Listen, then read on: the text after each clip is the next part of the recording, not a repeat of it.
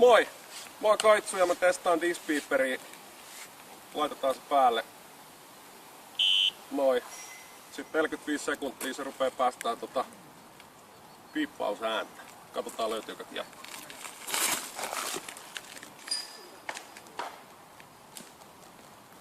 Hyvä. Sinne lähti keskelle mettää. Tuo laite painaa ainoastaan 6 grammaa. Eikä se oleellisesti vaikuta ton kiekon lentorataan. Se on niinku sitten omista taidoista kiinni, että mihin suuntaan se kiekko lähtee. Ja nyt sitten venttaillaan, mistä rupeaa ääni kuuluu. Tästä voidaan katsoa, niin ei näy kiekkoa.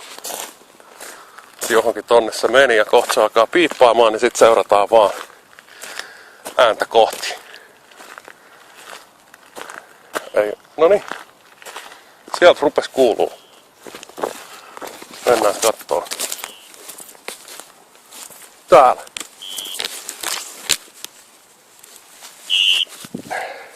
Siinä se piippaa. Se löytyy helposti. Kannattaa käydä kattoo discbeeper.eu